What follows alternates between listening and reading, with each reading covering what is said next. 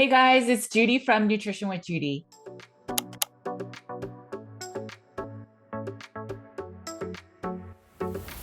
Thanks for joining me today. While you're here, please make sure to like and subscribe.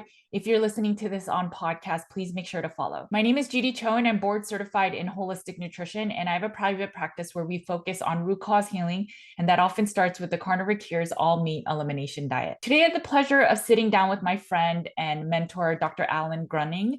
He is a CIRS medical provider. Dr. Gruning works out of Florida. He's, I think, specifically based out of Fort Myers. Dr. Gruning shares so much about his CIRS journey and how he started treating patients with CIRS. For 17 years, Dr. Gruning cared for acutely ill patients as an emergency medicine specialist. He is a fellow of the American College of Osteopathic Emergency Physicians, and he is board certified in emergency medicine. Dr. Gruning is a Christian physician and seeks to heal the whole person, body, mind, and spirit, and he's had great long-term success for his patients. His main practice, the Fibromyalgia Fort Myers, has helped so many people heal with chronic inflammatory response syndrome. Dr. Gruning has been a physician for over 16 years, and he started having his own chronic fatigue illness. As he started healing, he started looking more into mold illness, and we talk a lot about that in this interview. Dr. Gruning also has a free clinic where he helps people that do not have financial resources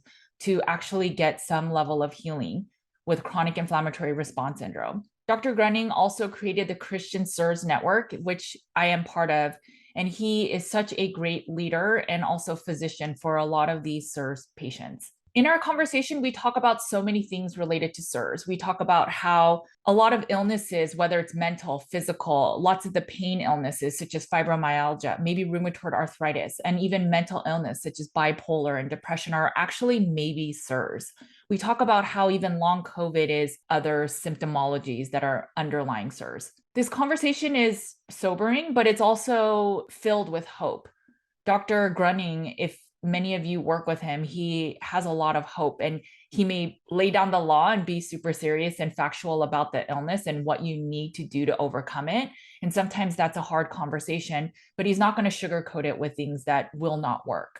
He ultimately wants a lot of us to heal and even come to Jesus, but he truly wants people healing, and you'll see it in this interview. Dr. Gruning is also very open. He didn't know about carnivore before working with some of our community members, and now has been open to carnivore. He is willing and open to do things to help people get to root cause healing. Let's get right into the interview. Hi, Dr. Gruning. I am super excited to have you join me on my channel. You do so much for the communities. I'm super excited for everyone to learn more about you. If you can introduce yourself for the people that are listening and watching. Sure. I'm Alan Gruning. I'm a DO. I'm practicing in Fort Myers, Florida.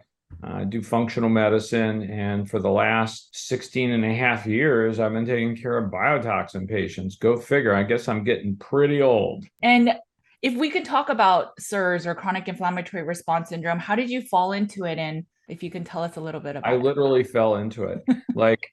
I was in my regular practice doing traditional medicine. I had been an ER doctor for 17 years. So that was my life mostly, doing traditional medicine, saving lives. And then in 2001, left all of that to open up my own practice. And I was doing auto accident care and primary care. And around in 2004, I started to get sick. And I was my nurses would find me falling asleep in my office, in the middle of the day, and they'd be slapping me Alan, wake up, we got patients here to do. And I'd be falling asleep in front of the patients. I'm what is wrong with me? I have no energy to do anything. And so I went to see, some of my friends who are traditional, doctors, and they're Alan, none of your tests, I think you're just overworked, you're stressed, you need a break. I'm no, I'm not, I don't need a break. There's something wrong with me.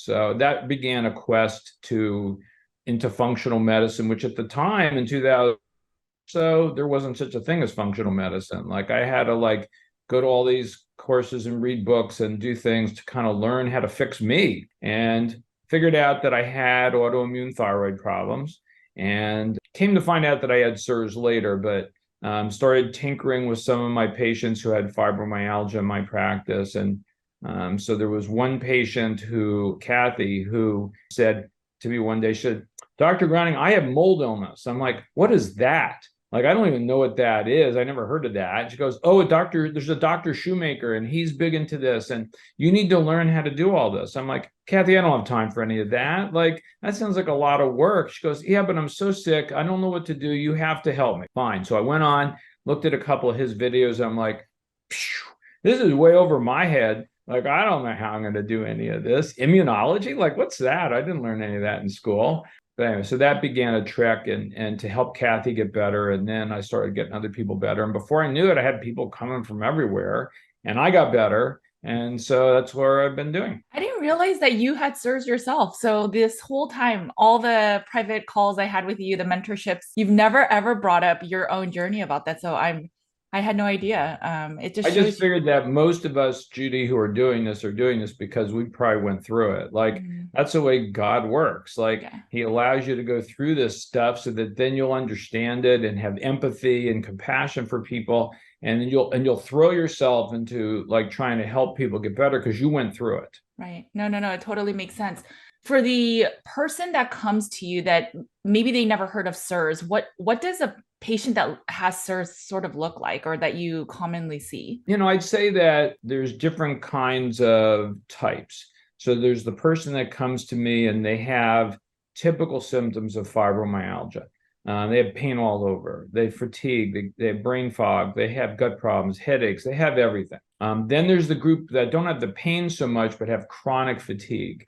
They just are exhausted all the time. They can't keep up. They can't do things. Then there's the people who are having more brain issues, neurocognitive problems, or strange neurological symptoms that no one else can kind of figure out. Like, I have a guy now who has Parkinson's. He's young. He's like 40. Like, why would somebody, that's 40-year-old have Parkinson, right? And the neurologist, he's seen 3 of them, including somebody at the Mayo Clinic. And they're like, you have Parkinson's. Here's some drugs. We don't know why you have it. No, you have it because you're living in this water damaged, moldy building in Cape Coral. I mean, there's a reason for this, right?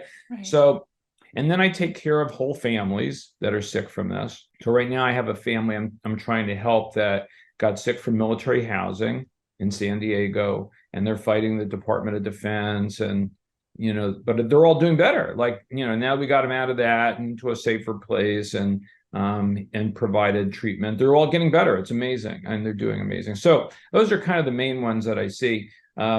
People with inflammation, which you're used to dealing with, because a lot of people come to you because they have inflammation, right? And then they decide that the diet alone isn't fixing their inflammation, and they've already got a cabinet full of supplements that they're taking that's not fixing their inflammation, right? And they're like, oh, maybe there's something more to this that I need to look into. Do you run into people in that subset of also struggling with mental illness? As an example, I have 2 clients specifically that were diagnosed with bipolar at a very young age, and they have CIRS. And so I question now that diagnosis to be valid. It's not. So, I think that we've become really, really good at labeling people what their symptoms are and what's wrong with them and putting them on drugs, but we're not really good at explaining why they have it, right? The reason that they have mental illness is because their brains have been poisoned by toxins in the environment. Now, there's also life issues. Like, I do ACEs scores on all my patients, and some of them have ACEs scores of 8 or 9. Those are adverse childhood experiences, and they've had a horrible life. And some of them are functioning really well, and some of them are not functioning really well. So, there's a lot of factors involved with this. But no, I've seen the gamut of depression, anxiety, ADD, ADHD, bipolar, mood disorders. And the people who go through the CIRS protocol get better. Yeah, I have a client that lives in Florida. I don't remember where exactly. And I thought she was suffering from CIRS, and it was before she was willing to test. And she went on vacation and said she felt really good. And then as soon as she went back home, she felt that she wanted to she had this dark cloud come over her.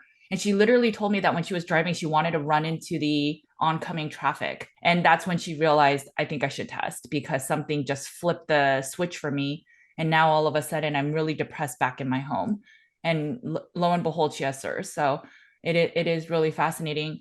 As we're talking about Florida, of all the cases I get, we get the most orders from Florida. And maybe there's a correlation between lots of carnivores in Florida, and that's why they're finding me. I don't know. But is there a connection with CIRS and Florida? And is Florida just not that ideal? It's not. We're the CIRS capital. I mean, Okay. so since Ian hit Fort Myers here back in late September of last year, we are the CIRS capital of the United States. Like there is no place that has more CIRS than here.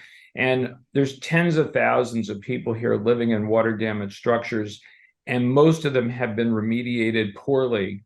And they're going to continue to live in those environments and get sicker and sicker and sicker. So I think as you look at the number of hurricanes that have come through Florida and the amount of damage that we've had here, there's a lot of CIRS in the state. Well, if there's a lot of CIRS, there's a lot of inflammation, right? If there's a lot of inflammation, they're looking for help and they're coming to you and figuring, well, maybe the carnivore diet's going to fix me. And it does to some extent, right? I mean, it's helping with a lot of the symptoms, but it's never fixing the underlying problem. And so hopefully, through you and the education you're providing now, people come to understand that there's more parts to this than just being a carnivore. If I had CIRS and I lived in Florida, do you recommend moving? I mean, what are your what are your thoughts? Because I know it's beyond just the water damage building. There's also the algae bloom, the red tide. If you can just talk a little bit about It's that. hard here. Yeah. Because of our genetics, we have a big problem with red tide here now, which is dinoflagellates in the water. And it's more toward middle to southwestern part of Florida on the West Coast. And it's going to be bad for the next 2 years because of all of Ian and the debris in the water and all the stuff that's happened here. We're going to have red tide for the next couple of years. So I won't be going to the beach. So I don't know why you'd want to come to Florida if you can't go to the beach. Like, why would you be here, right? So that's an issue. We do have a lot of canals here, and the canals have stagnant water that grow blue-green algae. That's another problem, right?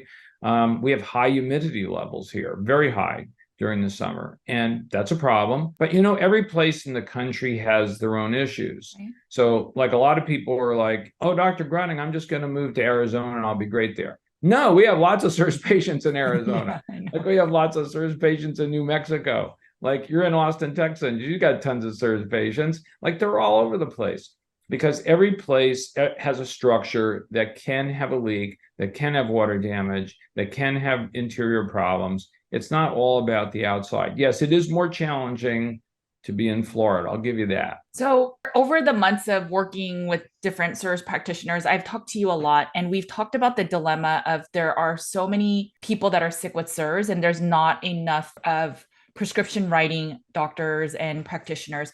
How do we marry this issue that we're starting to come into? I don't know.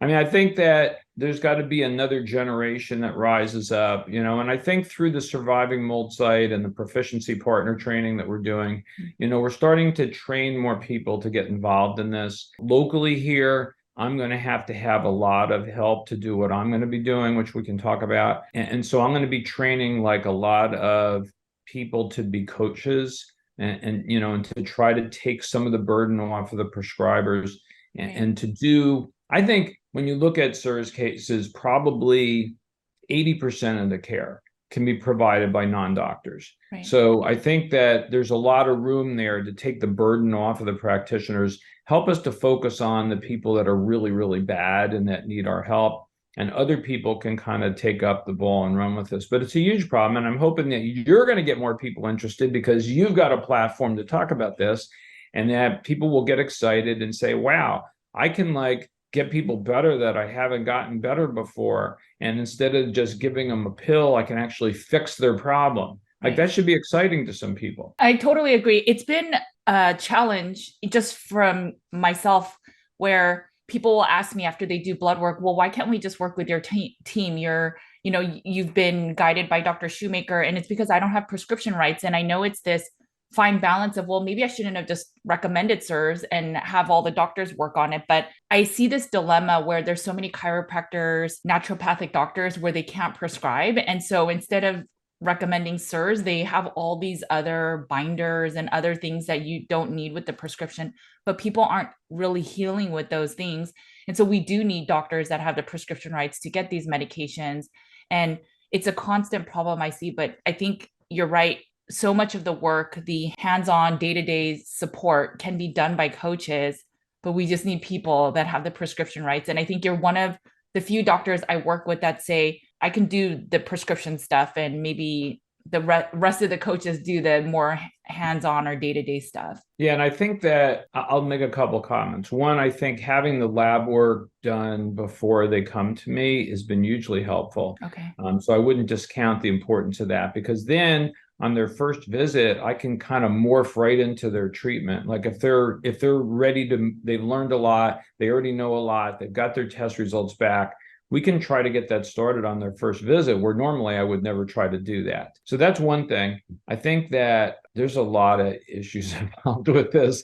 And so let's talk about, like, my average patient that comes to me has seen 10 to 15 other doctors before they ever come to me, right? And they have spent $50,000 to $100,000 of money on needless medical care. Like, that's, as soon as I talk to people on the phone, the first thing I say to them is like, that's coming to a stop. We're never going to allow this to ever happen again. No more urinary mycotoxins, no many IV ozone therapies, no more IV chelation therapies, no more infrared saunas, whatever it is that you've been trying to do that's not working, that you've bought, we're going to put a stop to all of that.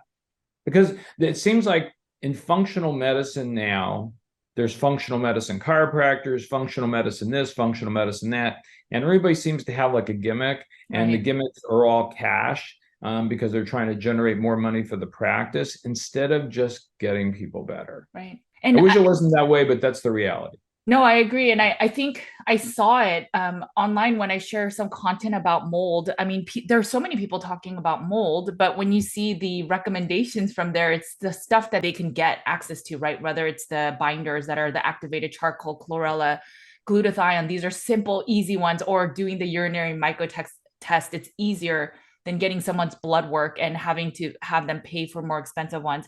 And it's unfortunate because, I mean, I could go that route, but I know it doesn't work.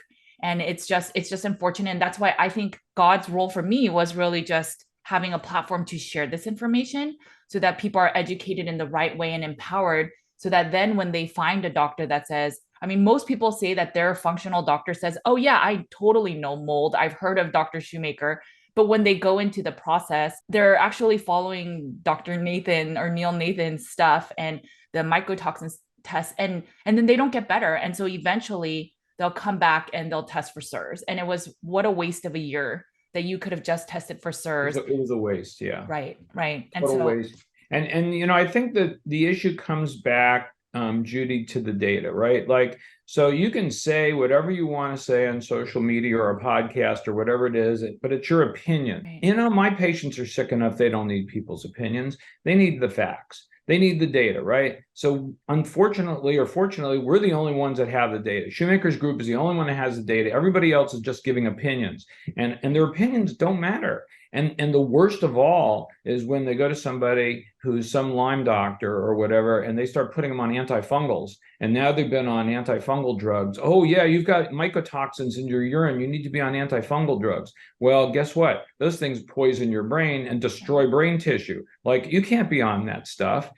And that's what gets me aggravated, I guess, about all these other providers, is they're not following the data. They're just doing whatever it is that they want to do. And that's wrong. Can we touch upon that? Because I don't think a lot of people, and you're right. So a lot of people get on these like azoles or like fluconazole or other azoles that will then has been shown to cause brain atrophy.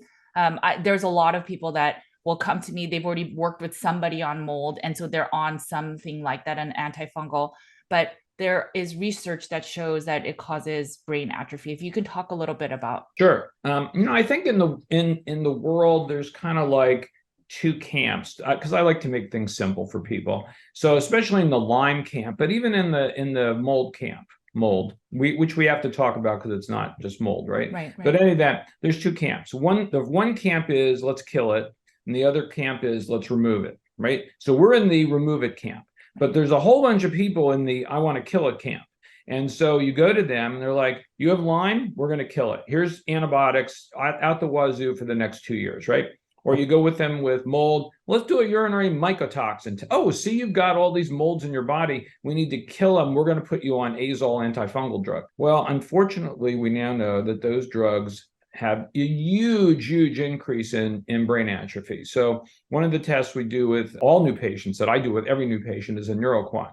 So a neuroquant is a volumetric brain MRI. I don't know if you've talked about that on your show before. So anyway, you just go to an MRI place, but it has to be one that does specifically these neuroquant tests. It's an FDA approved software program that takes the MRI images and does a sub-analysis of it to look at various parts of the brain for atrophy. Atrophy is shrinkage or deterioration of your brain. Well, the worst thing that happens with biotoxin patients is they develop atrophy at enormous rates versus the regular population. And some of that is because of the molds. Most of that is because of actinomycetes and gram-negative endotoxins that we can get into. And so when you see the neuroquant, you do the analysis of it, and you see all of these areas of brain atrophy, it's horrifying because these people can't think. Like, they don't remember anything. Like, they go in a room, like, why am I here? And where did my car keys? Where are those? Like, they don't remember anything. And their spouse is saying, like, this isn't the same person I married. Like, they're nothing. Their brain's going, do they have dementia? Right? So they're asking me these questions. And then I find out that, oh yeah, I was on fluconazole for 6 months. Like, that was poison to your brain. And so it destroys brain tissue. It accelerates the CIRS process and causes more atrophy. So anybody out there that's on an antifungal drug and you think you have CIRS, stop it today. Like, don't take any more of it. No, I think that's good. There's a young child in the oncology. She has leukemia, and they did some type of testing inside. It wasn't obviously CIRS markers, but they found that she had fungal overgrowth, and they put her on an azole. And I told the parents, you need to get her off. And I shared the study. So he is, but it's just, there was so much misinformation he was being taught even in the hospital. So it's just unfortunate. You brought up actinomycetes, endotoxins, and you even brought up the algae bloom as well as red tide. So obviously it's not just mold that CIRS affects. Can you talk a little bit about these other things? There are multiple biotoxins. So, and it depends upon what your HLA genetic type is as to how susceptible you are to these other things. So some HLA types are only susceptible to the things in a water damaged building. Some are only susceptible to chronic Lyme disease, although in practice, we see a lot of crossover in those types. Some are multi-susceptible. So I'm a 4,353, so I'm multi-susceptible. So that means we can get all the biotoxins. So what are the other biotoxins? So besides indoor toxic mold, it's a group of organisms called actinomycetes, and then gram-negative bacteria, which is the same stuff growing in the hospital that's multi-drug resistant, like Pseudomonas, Klebsiella, Haemophilus. That can grow in your house too. So there's those biotoxins. Then there is chronic Lyme disease, Borrelia. That's a biotoxin. Ciguatera fish poisoning. If you've ever had that, it's pretty nasty. You get that from eating bad reef fish. That's a biotoxin. Brown recluse spider bites are very interesting because as I start to delve into patients' history, they're like, well, I had a spider bite when I was, but did it leave a mark? Did it leave a permanent scar? And they roll up their pants leg and say, yeah, here it is. And it's like, oh, that was a brown recluse bite. That was another biotoxin, right? And then Pfiesteria, which that's where Richie first got interested in all this. It's an estuary syndrome. But red tide and blue-green algae are similar to that. Those things can make you pretty sick. And the final one is COVID. COVID's a biotoxin. So COVID turns on your genetics and makes you start to react to water damaged buildings. So all these people with long COVID syndrome really have CIRS. No, I have absolutely seen that as well. So I think long COVID is actually possibly most likely CIRS. I definitely see that. I'm sure the next question that people are thinking is, well, depending on what I have, is the treatment different? If I have Lyme first, do I need to go to a Lyme doctor first before I treat CIRS? No. So the answer to that is no.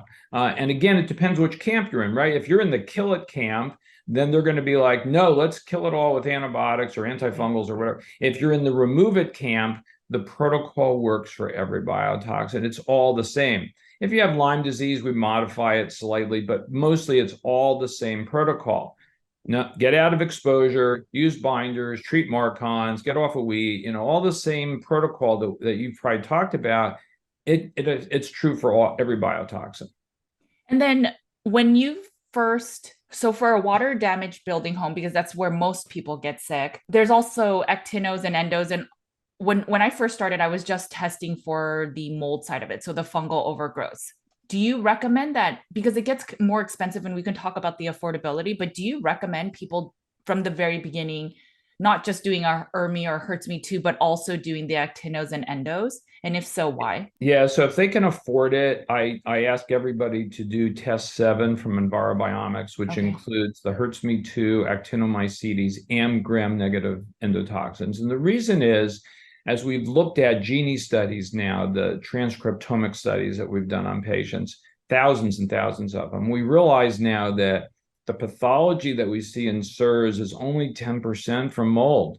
So the rest of it is coming from actinomycetes, like probably 50%, and then gram-negative endotoxins is probably 30%. And I see this in my practice all the time. I see homes that have tons and tons of actinos in it, and they have really very little mold, and the patient's brains are deteriorating. And this is a common problem. So I do recommend testing that initially, and it is expensive. It's $500 to do that test.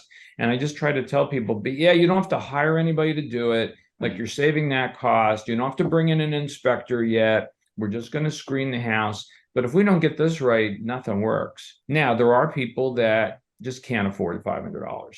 And so then what do we do with them? So then I do the following. I have them do a Hertz Me 2 and the endotoxins. And that's about $220 or so. And then I just assume that the actinos are going to be high, and I teach them how to decontaminate their home. Their environmental testing results show that there's either a high Hertz Me 2, there's a lot of toxic molds, or there's endotoxins. To me, that's a decision point of, I need to get somebody into their house to take a look around. Like, we got to find out why that's high. Okay. If those come back low, I don't really need an inspector. I need to decontaminate their house. That's what's going to happen next. And I can teach people how to do that.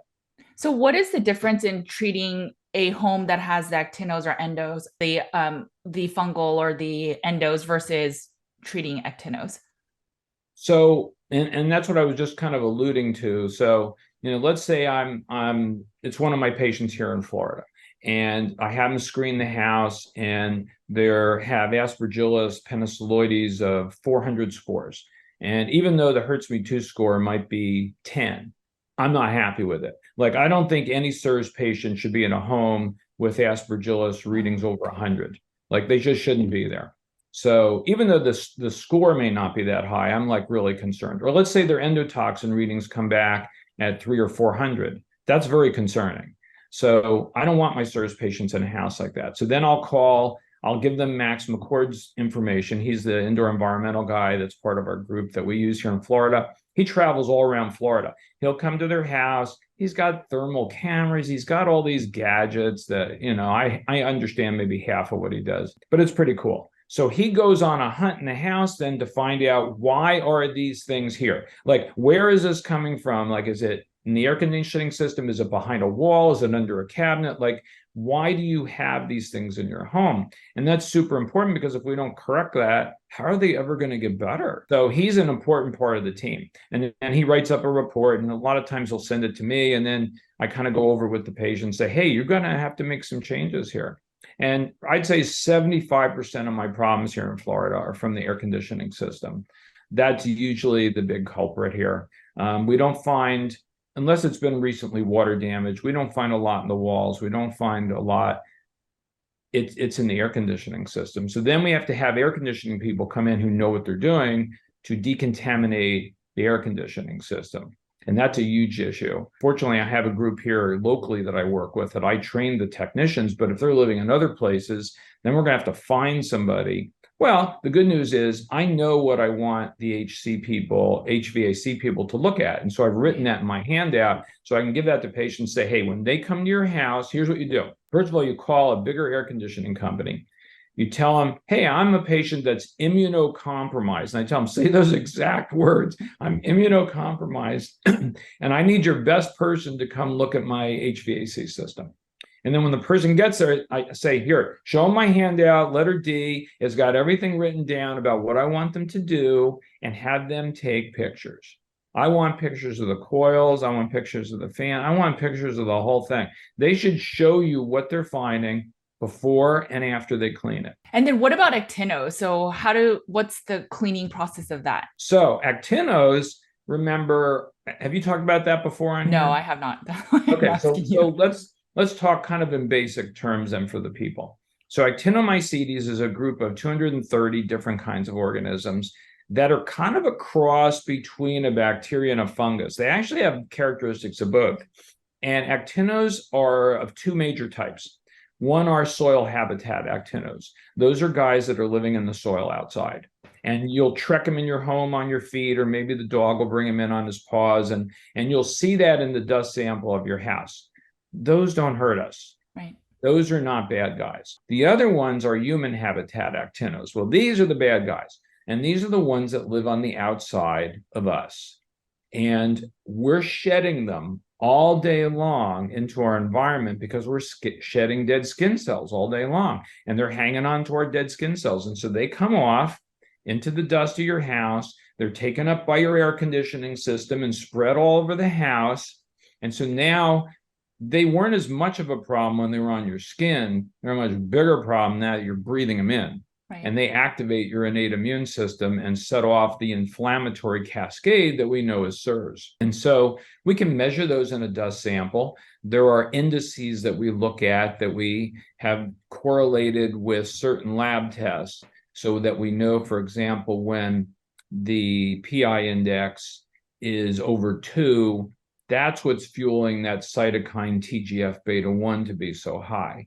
And so then we can say, okay, well, your TGF-1 then, the reason it's 10,000 is because your environment is full of actinos, right? And so then we have to say, okay, well, let's clear out all these actinos. Well, how are we going to do that? It's not that easy.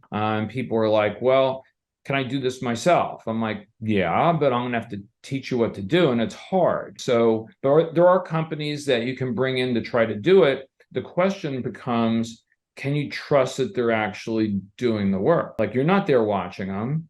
Like, I have, patients that have Ring video cameras and all that stuff. And I have videos of these guys just standing around smoking. They're not doing anything. Yeah. So you can't just assume that you're hiring some remediation company and the guys are going to come in and actually do what they're supposed to do.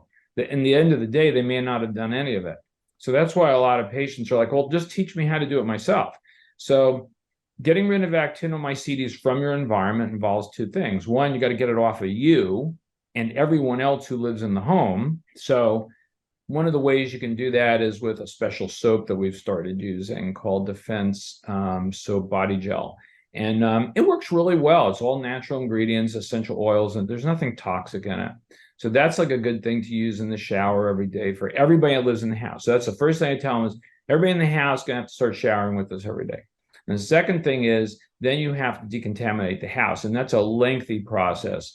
But one of the big things besides cleaning bathrooms and stuff is you got to get a HEPA vacuum, which is not cheap. A Mealy HEPA vacuum is $800. Oh, wow. So it's an investment in your future. Instead of hiring the company for $20,000, you're going to buy a vacuum for $800, right? So there's a trade-off there. And then you have to vacuum the entire house, the floors, the walls, everything, furniture, the entire house has to be vacuumed. It's a laborious process. So I've done 2 homes already myself. I did my house, and I did my daughter's house. My house is 2,200 square feet. My daughter's house is 3,500 square feet. Took my 2 days to do mine, 3 days to do hers. I vacuumed every stinking wall. Like, it's a lot of work. Lauren was wiping down all the surfaces, cleaning out drawers. We were washing clothes. It's a whole nother issue. Doing everything to decontaminate her home from the actinos because she had a lot of actinos in her home. So it is doable, but there's a process. And air filtration is a big part of that. You need to have the right air filters, which I don't know if you've talked about that before, but if you want, we can get into that. Yeah, you could bring it up, but really quickly. So on Amazon, for example, you can look up a HEPA vacuum and you can find one for $100. So are those not ideal They're to junk. use? Oh, Yeah, they're okay. just junk. I think in the vacuum world, like with a lot of things, I've learned that you only get what you pay for. So you need a canister vacuum because you're vacuuming walls. So you can't use a regular vacuum, right? And you need one that's truly a HEPA vacuum. That's a sealed, contained HEPA vacuuming unit. So Dyson makes one, but it's not all that great. The gold standard in the world is Miele, M-I-E-L-E. They're made in Germany. They last 20 years. They're the best. So they're not cheap, but they'll do the job. And so don't buy the $100 thing. It's just like air filters. Don't go to Costco and buy a $100 HEPA filter. It doesn't do anything. Just forget that, right? You have CIRS. You're not Joe, normal person. You have to have certain pieces of equipment to heal from this. So let's talk about affordability. One of the biggest complaints we get is, first of all, the blood work is expensive, and then everything beyond that is even more expensive, especially the home remediation part, and then even the cleaning, the testing. How do people afford this? I just got a message from a Canadian, and we don't even treat the Canadians because I can't do it to do the blood work from the US, and I don't have the access rights to do the genie testing. And so I cannot do it, but it costs 3 times the amount. So I just don't offer it anymore for Canadians. But Yikes. One Canadian message and said that for any treatment, it costs $1,500 per month per person, and they have a whole family to handle. And so she said, I mean, is this a rich man's disease and treatment? Because our whole family has CIRS and I can't afford $6,000 per month. I think that's absurd. So I have to come at this, I guess, from 2 different perspectives. So one is I have a free medical clinic. I'm treating people totally for free. No labs, because we can't afford it. I give them all of their binders. I give them all their supplements. They don't have to pay a penny, right? So how do I do that? It's because we know through certain screening tests that these people have CIRS. Right. Symptom inventory and VCS testing. If they fail both of those, I'm 100% sure they have CIRS. So I don't need the blood test to tell me that. Yeah, there's a lot of cool stuff I learned from doing the lab work, right? But I can live without it if I have to. And if the patient's okay with that, and in a free clinic environment, that's what we do. I have a local health center here that'll provide me some very basic things like a blood count and metabolic panel.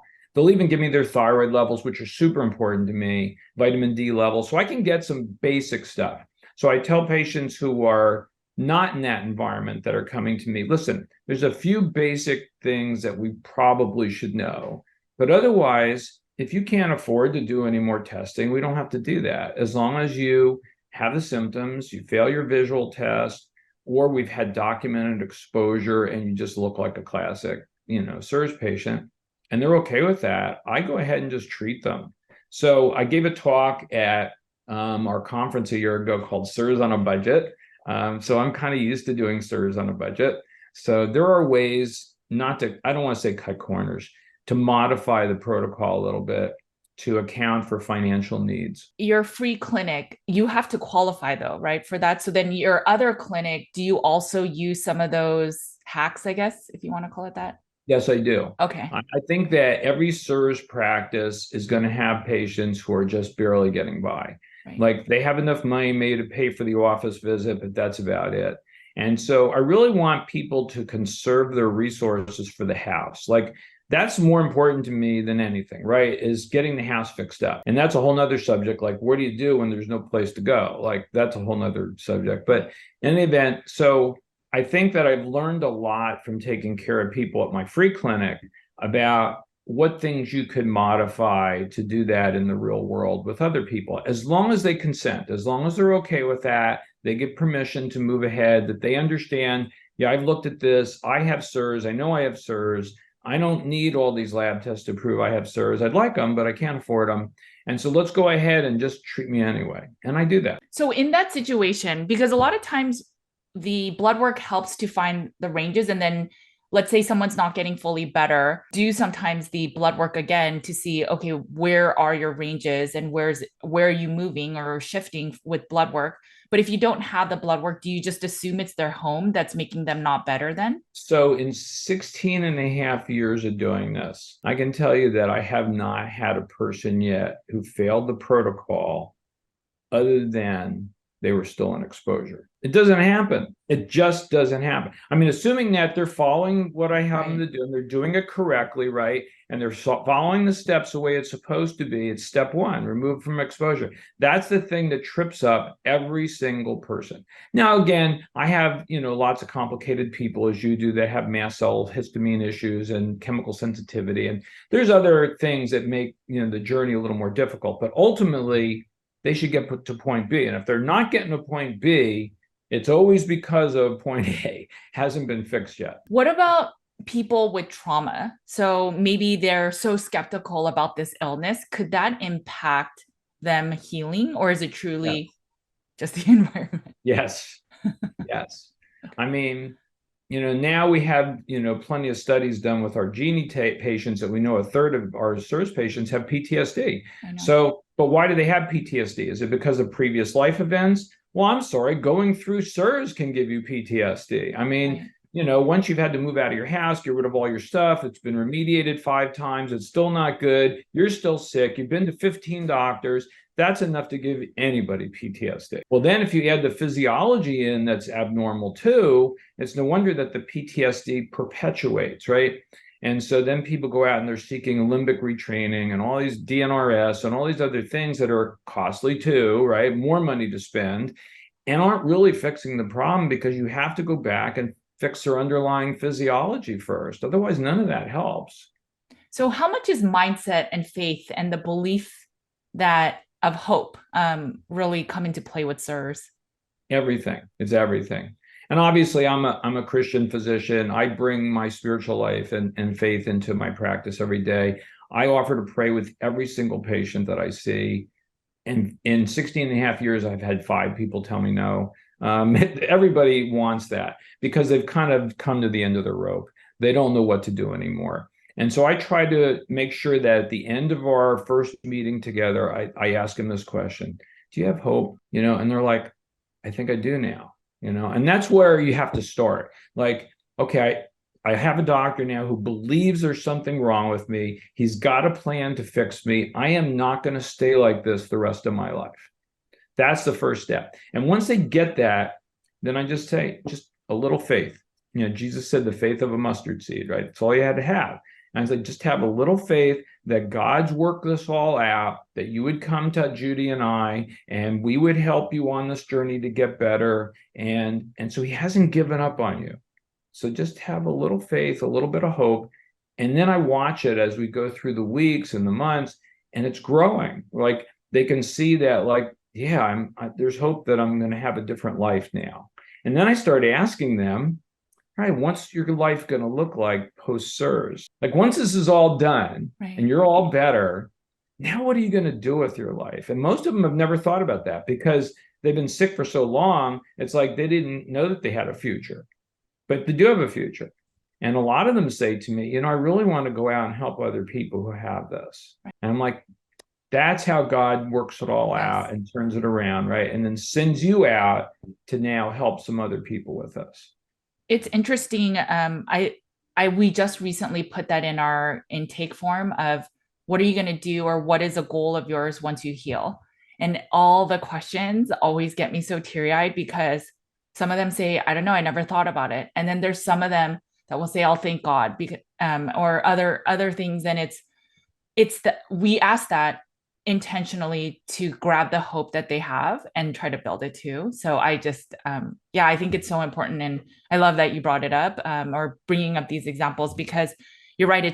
I just need a little bit of the hope or the belief that this is possibly the end all answer. But after going to 10 to 15 doctors, people are skeptical. And so it's process. Yeah. But, I think what gets people past that point with me is because I'm different. You're different. Like they can tell that we're different. We're not just in this for the money. Like, so I give all my new patients, I give them a speech. So I tell them this. I said, and this is because I do these 10-minute free phone calls with people, just to, let them talk to me. And I tell them this. I say, listen, I'm semi-retired. I don't have to do this. I really don't. Like, the reason I'm doing this is because this is God's calling on my life to do this. So I'm doing it because I want to do it, because I love doing this, right? I love helping people just like you. And so I take in enough money to pay Lauren and Carmen and keep the bills paid here. I don't take a cent from this practice. I don't have to. If I make any money, I reinvest it in my free clinic. So I said, because of that, I'm on a different level with you. Now I'm really invested in you because I have to answer to the Lord about what happens to you and not just to people. He's bringing you to me because he wants to for a reason. And I got to figure out, okay, what do I do? What's my role in all of this? So it's not like you're just a patient to me. You're part of his healing plan of what he's doing. And it's like, that's super important. And once people get it, that I'm different, I'm not just doing this for the money or whatever, they're like, oh, okay, I do have some faith now. I do have some hope that things are going to change. Yeah, I think that CIRS is so complicated and so complex that I don't think most of the providers, as you mentioned, maybe they have their own CIRS journey, but most of the people in our community, especially Dr. Shoemaker's community, they're not here just to make money. I think it's because the cases are so difficult. And I see it in our listserv where people are talking about these really hard cases and, we're losing sleep and having stress over it. So I think it's more than just money. Otherwise, you wouldn't stay in this type of work. We are seeing the worst of the worst. I mean, the worst people in this country are coming to us. You could be making money a lot of other ways if you wanted to. No, you're doing this because it's a passion, because this is your calling, even though whether you realize it or not, or what your relationship with God is or not, this is your calling to help people who have this problem. And do you believe that regardless of your genetic haplotype, that you can fully heal with this, assuming you get into a clean building? I'm better, right? Like, so I still have to be careful though. Like, I'm careful what buildings I go into. Like, Okay. and we don't go to restaurants very much anymore because I'm really disgusted with them. But if we do go somewhere for a special occasion, I'm like sniffing, looking around. I'm looking for water damage. I'm looking for all that stuff. And I do exactly what Richie says. We sit down, we order water, look at the menu. If we're not feeling good in 10, 15 minutes, we're out of there. Mm-hmm. Like, so you have to have that continual caution. You have to constantly be looking and maintaining yourself. If I have an off day and I'm like, oh, I'm not feeling good, I start some well call. Like, I don't know where I've been or what I've done, but I don't feel right. So I'll start taking some well calls. So I teach people to have a really, to be very cognizant of their environments and to have a low threshold for starting binders again. There's a handful of people that will move around and they obviously can't find a ideal environment. And I think that's where people start losing hope, because the hardest step is the very first step, which is to get out of exposure. And I just had a client that left everything behind and moved into a relatively new build. She started reacting, did a hurts me too, and it's a 14, which is the Dr. Shoemaker recommends 10 or below. And she's so disheartened right now. And what do you do with people that are in that place? It's hard. I have people living in tents. I have people living in their cars. I have people living in RVs. RVs have actually turned out to be my friend right now, because there's not a lot of places in Southwest Florida for people to go that haven't been damaged. Like, there's nothing here. If there are things here, then either adjusters or contractors or somebody else is staying in them. So, and so anyway, RVs have some advantages to them. So I have people in RVs. It's a smaller environment. It's contained. There's usually doesn't have leak issues. You can clean it easily. You can put an air filter in the middle of it. An RV could be a good temporary spot for people. Just where you're going to park it, that's the next problem. Got to have a place to put it. But so RVs could be helpful, but I understand it's very discouraging. I have people all the time and say to me, oh, I'm going to go and find some new build. And they go into the new build and they're sick, right? So it's either off-gassing of VOCs, or you got to remember that, the actinos have been left behind by everybody that's been there. So all the workers are left their actinos there. I mean, so there's going to be stuff in there. And just because it's new doesn't mean it doesn't have mold growing in it. So if you were down here in Southwest Florida, and probably the same is true in Austin, maybe not to such a degree, you don't have a rainy season, but we have a rainy season. So we're getting ready to start that now in June. So for 5 months or so, it's going to rain every day.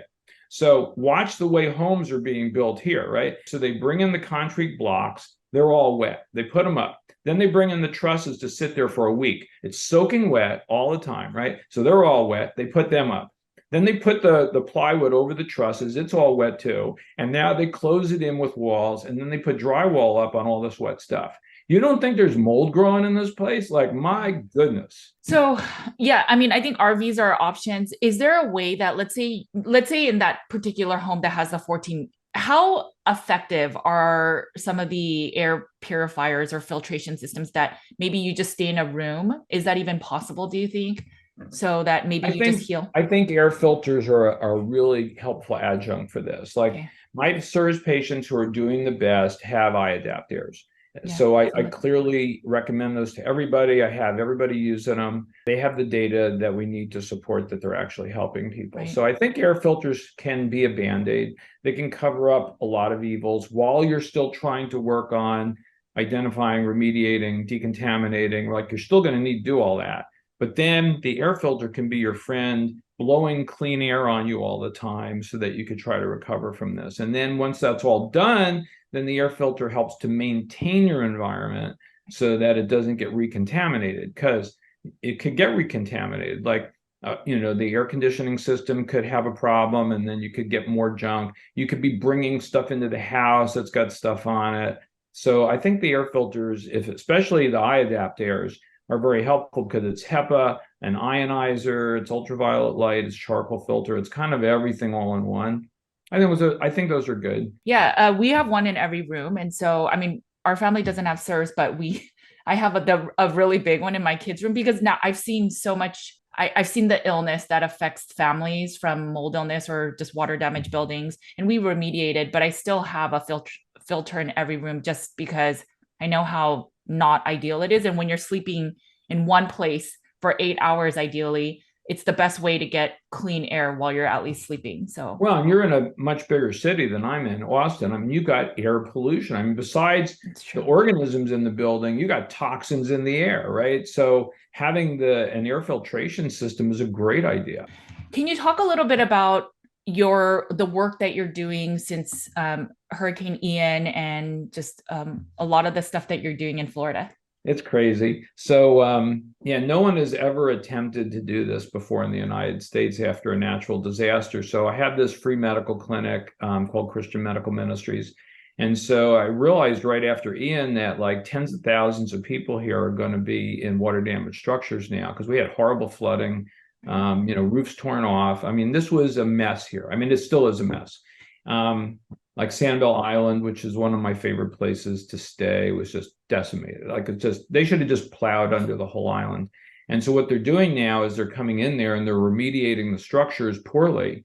And there's not one place left on that island I will ever go into. Like it's going to be horrible. So anyway, I've got this free clinic and I was asking the Lord what to do. And he's like, Alan, you got to go out and take care of these people. I'm like, how am I going to do that?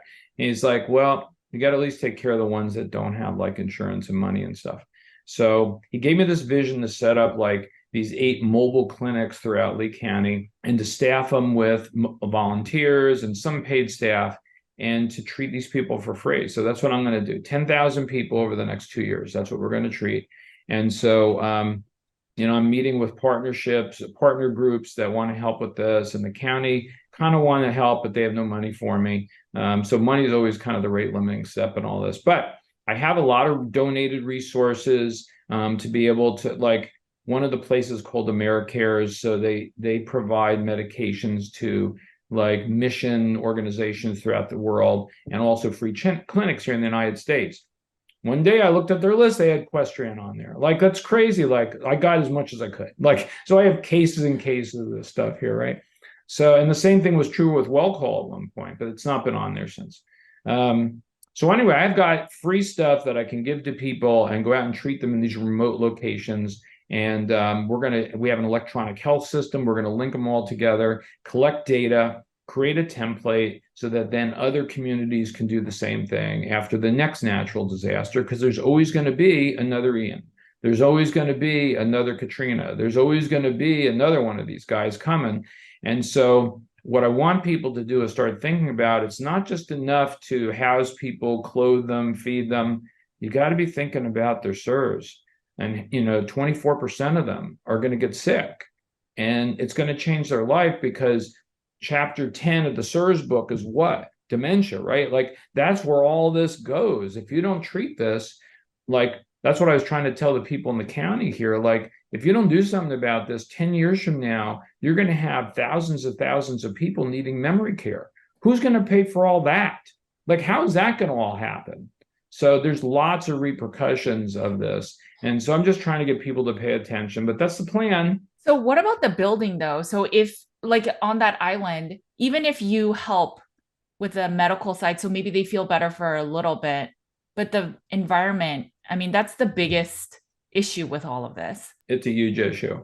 And, I've got some friends in code enforcement that I've made that, we could file a complaint against the landlord. Because what do you do in a free clinic where everybody's like in a rental agreement and they're in a landlord in an apartment or house or wherever it is? The landlord doesn't care. Like, I wish they would, but they don't care. And so you have to force them to do the changes that you need. And so we're going to have to figure out how to do that. So some of this is going to be learning as we go and creating on the fly. But again, when I'm done with all this process over the next 2 years, then we'll have a workable paradigm that other communities can use. That's exciting. I had a client that she thought if she just mentioned to new to new landlords, hey, I am very sensitive to mold. How is your place? And almost everyone was not responding to her messages. They're not going to say a word. Right. Yeah. So they don't want, and so they'll say, oh, I'm sorry, there's no more availability in our place. So she wasn't getting any housing. And so now she just brings up that she's immunocompromised. It's still not as, it's more helpful than saying she has mold. But I think the moment people hear mold and I get sick from mold, they don't want you in their housing. And I mean, it makes sense. There's a burgeoning of lawsuits on this. And so landlords are not stupid. They're looking at online and literature, and they're seeing like, oh, I don't want to be a part of a mold lawsuit, right? So no, they're being very, very careful about this. So saying that you're sensitive individual or something, or immunocompromised, like you said, might be less scary than. So I try to teach people like, because they're like, okay, well, I'm going to go out and try to look for an apartment. How do I look for one, right? And I think that there's a couple of easy steps that I try to tell people to do, because they're like, I can't test every one of them with some envirobiomics test, right? So I'm like, the first thing you do is smell. Like, go into the place. If something doesn't smell right, you should just walk out the door. Like, we have good studies now showing that the presence of a musty smell is correlated with, high levels of either actinoids or molds 100% of the time. 100%. Wow. Like, so your nose is very valuable. Second thing is you look for signs of water damage. And, so you look for stains on the ceiling or paint chipping under the windows, or, you look for things that are signs that there's been leaks here. There's been some water structure things that haven't been addressed right. I better go. And that's another reason to leave. So if they pass all that, then I tell people to like spend 30 minutes in the place. Because if you can spend 30 minutes in a place and you don't react to it, if there is contamination, it's probably at a much lower level that we can deal with. But if you start feeling sick in 30 minutes, you better hike it out of there and take that place off your list, because that's not going to work. That's so smart. That makes so much sense, that because most people will start reacting within 15 minutes. So if you can stay there for 30 minutes and not feel any new symptoms, then it's probably a good sign. I do find it interesting. I saw a talk not too long ago that mentioned that one of the first signs of neuroinflammation and neurodegeneration is your loss of smell. And when you're bringing up, and it's interesting because long COVID, one of the biggest things is that people lose their smell, and or you have CIRS, right? It's so fascinating how everything is so connected. It's all interconnected. Yeah, the loss of smell thing was very, very interesting with that. And we do see that abnormal smells and things in CIRS patients. But yeah, I haven't found, and I don't think anybody in our group has found a long COVID patient that didn't have CIRS. Thousands of people we've tested now. They all have this as the cause. And that's what's so aggravating, is that, the government's telling us that 10% of the US adults that have had COVID have long COVID, but they're not saying why. We don't know why. We're going to do studies through the NIH to try to figure out why. I'm sorry, while you're doing those studies for the next 5 years, what are you going to do with these poor people that are sick, right? Like, we know why they have it. You just don't want to admit to it. Like, because if you actually admitted they were all in water damaged places that were sick, and some of them are your military housing and government units, you'd be getting sued out the wazoo. So they're never going to admit that. I've been getting contacted by people living in military housing so much. It's becoming very common, and I don't have a option for them. So they'll say, we have to live in these houses, and they'll send me pictures of the mold that's blatantly showing on the walls or on the HVAC. I mean, what do you do in those situations? I don't know. I mean, if you if you can get out, you should get out. If you can't get out, then you wind up having to get an attorney, and you're going to have to find somebody who actually knows what they're doing, because most attorneys have no clue what to do with this. But you need an attorney that's experienced in dealing with this and who's not afraid to go after the Department of Defense. So, yeah, I just had a deposition a week ago for a family that was sick from military housing in San Diego. And they're doing great now. Did we talk about this already? No. Well, we talked about, you just mentioned that you worked with somebody that had military housing. Yeah. So anyway, this family's doing really great. So I had to do a deposition, for the attorneys representing the Department of Defense, and it was just not a fun experience. But the thing is, you have to get out of. They got out. Okay. They just left, and so now they're in a clean place here in Southwest Florida, and they're getting better. The kids are getting better. Everybody's getting better. But they went through a nightmare. And financially, it's been a nightmare. And so they're trying to recoup some of that. And so I'm trying to help them. But it's hard. I mean, for people that are in that situation right now, I think that you go to the head of the base and say, listen, this place is gross. There's all kinds of stuff growing in here. If you don't get me out of here and I'm sick, I'm going to sue the pants off of the military. You're just going to have to tell them that. Okay. I don't know how else to do it. Right. I know. I mean, it makes sense. I have a client that tried to get some insurance money from the remediations and showed that it was mold. They got denied. And then they separately filed for life insurance and then so they had to get all the paperwork from their doctors. And one of them brought up chronic inflammatory response syndrome. And then they got denied for having chronic, and so they don't have life insurance. So it's interesting. The home side, they're like, no, it's not really mold, or something about the coverage, they wouldn't accept it. And there's all these caps on mold now. I think it's like 5,000 is the most that they're willing to cover. But then when they try to get the insurance, that's when they actually do recognize the illness. So, or the life insurance. So it's just, it's tough. It's tough. It is very difficult. I think the smart thing that my family that I'm working with did is when they were in that housing is they got their own testing. They got their own test results back that are irrefutable. I mean, you can't argue it. I mean, yes, it's air samples. It's not as accurate. I understand that. But when your aspergillus levels are like 5,000 on an air sample, it's a bad place, right?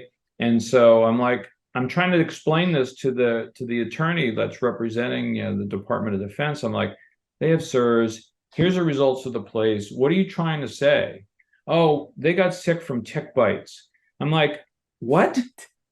Yeah, are you an expert on the tick population in Southern California and the incidence of Borrelia? I'm like, no, but I tested them for Lyme disease. They don't have that. Well, how do you know? And so I'm like, because I tested. Here's the test. Like, they don't have Lyme disease. Well, I think they got sick from tick bites. See, this is they actually didn't dispute that they had CIRS. They just said they had CIRS from a tick bite. Right. So something other than the housing. Yeah. Right. It was crazy. So, but the thing that helps us is that family had their own independent testing of that place, and it's gross. They can't really get out of this. So eventually they'll win, but they're just making them go through all these hoops, And so if anybody's in that situation currently, get your own independent test results. Take some cultures, get an air sample, take pictures of everything, because in the future you may wind up needing that. And then from a legal perspective, that's where blood work is important right from the beginning, because you need data to prove you were actually sick from the home. Well, you need data to prove that you have CIRS. And that's what I ask all my patients now that come to me. I'm like, it's one of the first questions I ask them is like, are you planning on doing a lawsuit against anybody? Because if you are, there's a different level of testing I need to do than just to get you better. Right. And now I've also added, if you're going to pursue any legal action, we test our TGF beta 1 and our C4A through LabCorp, which technically through Dr. Shoemaker, that's not the ideal place to test, but just for convenience, we do all of it at LabCorp. But then if you are going to go legally, Dr. Allen or the other doctors may have to have you go through Quest, because through the study and the literature, it's Quest that you need those specific markers in.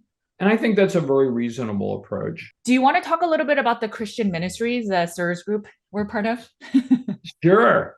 So it came to me over, a little bit of time that there were a number of us involved with Dr. Shoemaker's group who were followers of Jesus. Right. And so a few of us started to meet together to pray once a month, and then it kind of grew and it kind of grew, and then we invited other people in, and before you knew it, we had this Christian CIRS network that I get the privilege of kind of running, among other things. I don't know how that's happening. And then we have a website now, that's cirsnetwork.org.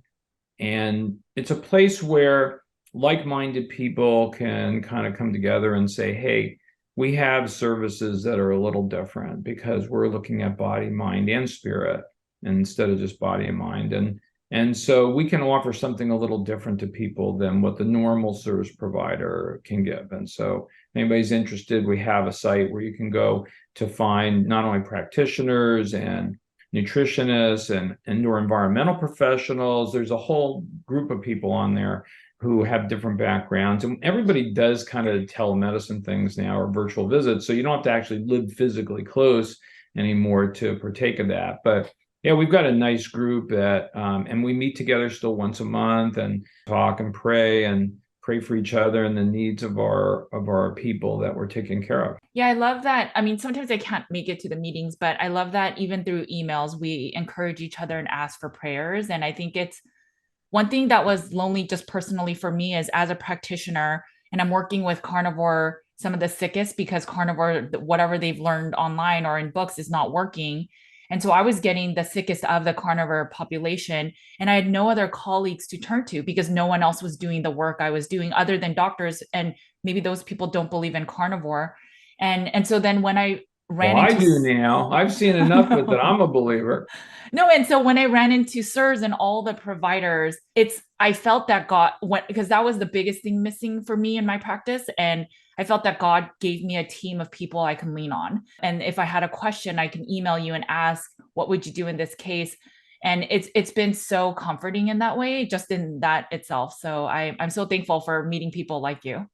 I'm thankful that I met you because you totally have changed the way I view nutrition and all that Okay. stuff.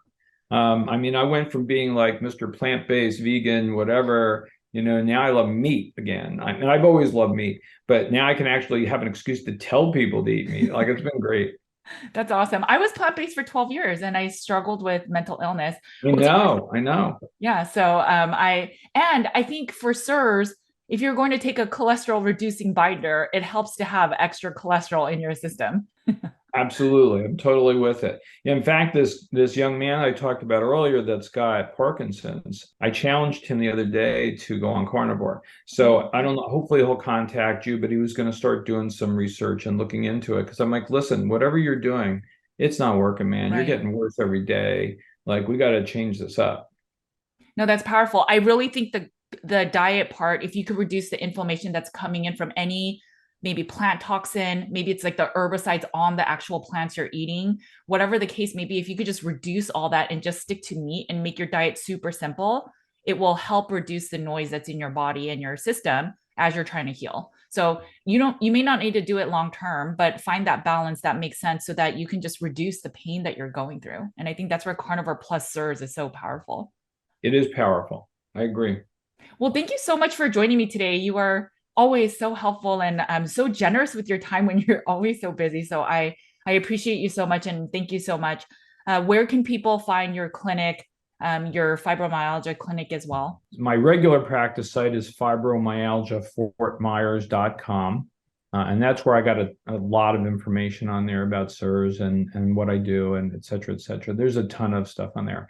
And then our free clinic is christianmedicalministries.org. And that's kind of our home hub now for everything we're doing in the free world down here, to try to help CIRS patients get better. So the things that we launched are called mold illness treatment centers. I know it's not mold illness, it's really biotoxin illness, but that's what people call it down here now. And it is becoming much more highly recognized as a problem, which has been a good thing. Yeah, I can see why people label things mold because when you say biotoxins, it sounds so scary. It sounds like China's doing something yeah. or whatever. Yeah, it doesn't sound like it's here. Right. So I think it makes sense. And But then we also have to, once people start learning about CIRS, then explain it is not just mold that you're getting CIRS from. And that's where we are so different from those urinary mycotoxin tests that's only showing either you have a good response because you ate some moldy food, and so you're having a good response to that. And so it's showing you're healthy, versus when you have CIRS and you do some blood work or you do other testing, it's way beyond just mycotoxins. It's way beyond mycotoxins.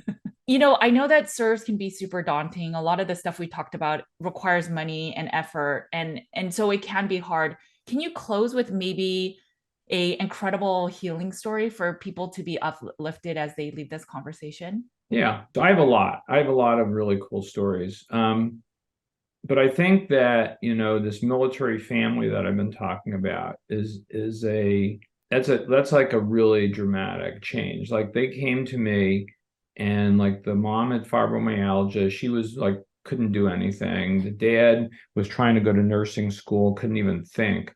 The kids were laying in bed pretty much most of the day. And now her fibro has totally gone away. He's in school getting all A's in nursing school. And the girls, one's playing competitive volleyball, the other one's doing cross country. Like the whole thing has radically changed. So, I mean, there is life after CIRS, and they've been very good patients. Like the mom was like methodical, like, you tell us what to do, I'm going to lay it out and everybody's going to do it. So she had everybody organized with their little pill containers and had it all set up, right, for everybody to do. And it worked, and we tested their house. There was problems with the house. So Max came to the house, figured out what was wrong.